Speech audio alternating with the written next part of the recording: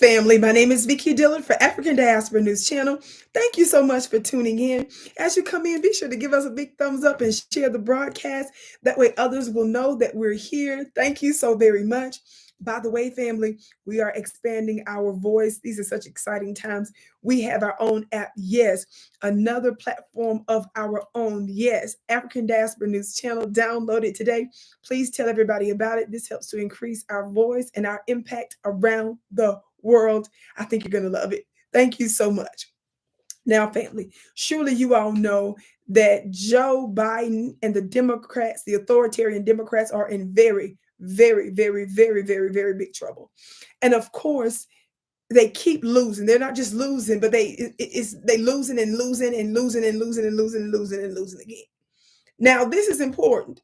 They have disrespected their most faithful and loyal voting bloc, which of course, Black Americans, but they refuse to do what we tell them to do. Economics are the big issue, particularly reparations. They refuse to do it. They continue to send hundreds of billions, I said hundreds of billions of dollars to Ukraine for that unlawful proxy war that we are using them to conduct with Russia, while they're losing dang near 500,000 of their own citizens in Ukraine. We are still giving major benefits to legal immigrants and illegal immigrants. We are still giving and supporting white Afghans, and of course, members of the dominant society are still benefiting disproportionately from the system, while we get nothing. How in the world can we justify not giving reparations to the people that founded the United States of America, but you gave reparations to those that Hitler went after in Germany? You gave reparations through their Marshall Plan and sending assistance and help and so forth over there.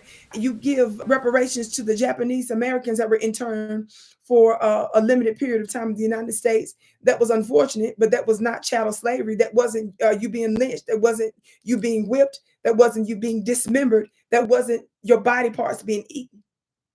That is the unique situation of foundational Black Americans. Talk black to me, somebody.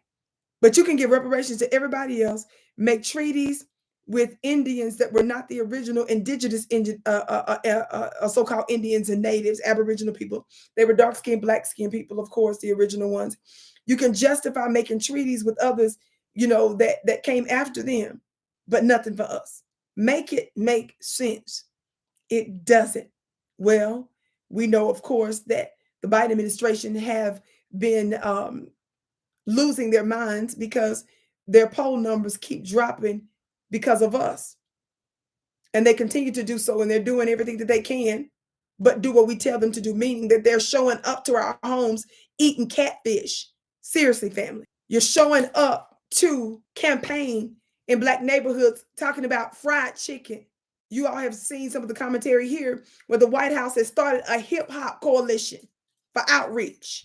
Their latest is Fat Joe, someone who is not a Black American, but they're using him to head up the hip hop crime outreach for voters. This is outrageous and it is disrespectful. Well, things are not working well for the Biden camp with some of their other constituents. Now, of course, you all know about the war that's going on in the Middle East, and here in the United States, some of the Palestinian folks that have large enclaves, for example, in certain areas of Michigan, which is a swing state, and Biden needs those votes, have taught him a lesson recently with 100,000 or so people, that includes them and others, with basically a protest vote, 100,000 of them. Well, they're threatening to disrupt the presidential election coming up. And if you all were keeping up just recently, President Biden just finished his State of the Union address, which we know that there are some things that's going on with this man's little mind and stuff, and apparently his body and everything. And so some have speculated that perhaps they done shot him up with something, gave him something to stay awake during his own address recently.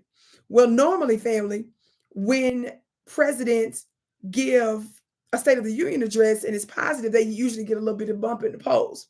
Watch this piece. Listen to the headline. Angry and anxious President Biden shouts and swears at aides after being told his poll numbers have gone down over handling of Israel-Hamas conflict. Now, we all know shouting and swearing means he's cussing everybody out. Means cussing somebody out, right? Watch this. Insiders claim that President Joe Biden has been privately seething over his disastrous polling numbers to his staff and is angry and anxious about his 2024 re-election efforts. The story comes after Biden did not get any of the typical polling bump after his State of the Union address last week. And his approval rating now sits at a new low of 37.4%. Somebody put 37.4 in the chat. Somebody say that's really low. Somebody say that's loser low. Talk back to me, somebody. That's loser low. Now, of course, they are again saying that not only because of Black folks, his numbers are low, but also is not helping with the constituency, as I just mentioned, in Michigan and Georgia due to his handling with this war in the Middle East, right? Family, the piece goes on to say he began to shout and swear, NBC reports, citing a story that interviewed 20 lawmakers, present and past administration officials, and Biden allies.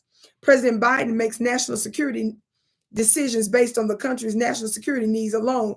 No other factor, says the White House spokesman Andrew Bates. Now, Andrew said that because they wanted to know, hey, is he nervous about these low poll numbers and stuff? And so he's trying to save face by making that statement. Of course, he's paying attention. That's the reason why Chuck Schumer and some of the other ones are coming out acting like that the policy in the United States is a little bit different because of the demands they're making on Prime Minister Netanyahu recently.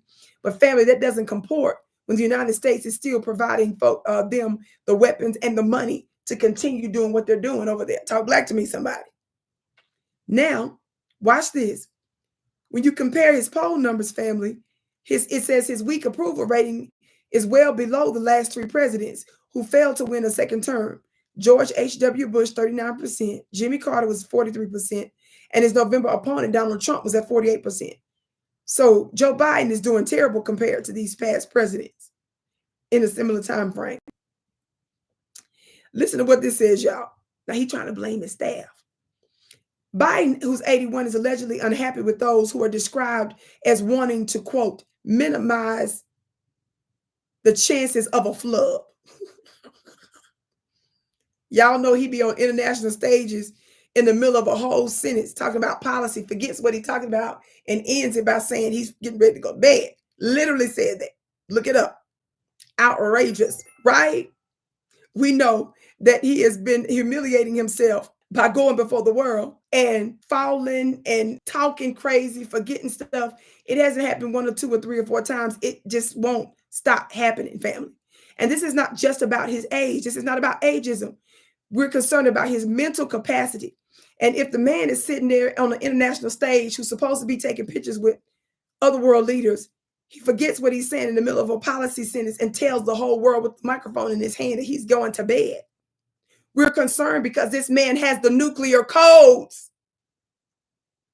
It's of concern because it's clear that you're not the one that's running these United States of America, right? Watch this. It says that President Biden's temper toward the staff has been detailed in the past, often yelling at staff and shouting obscenities, more cussing out. This says he's probably a little mad at himself for not being more forceful with the staff, one Biden White House insider claimed, adding that he often gets conflicting advice on how to handle the perception that he's too old to do the job. Many questioned by NBC agreed that Biden needed to just be clear about what he's done for the country in his first term, citing clean energy projects, high-tech manufacture, and infrastructure. So now he's trying to blame his staff. He's trying to blame his staff for, as this piece said, for cocooning him. Listen to this quote, the one that I read to you, half of that, where it says Biden, 81, is allegedly unhappy with those who are described as wanting to minimize the chances of a flub. It goes on to say and says he's cocooned and wants to take his case to the public and antagonize Trump. Family, they are leaking this information for a reason. If this information is even halfway true, they want you to believe that the reason he's not going out is because his team is advising him not to. They don't want you to think that it's something wrong with him in terms of his acumen, mental acumen, and physically going on. This doesn't help. We don't believe that you don't have authority to tell your staff to schedule you so you can start campaigning. We know, sir, something is the matter.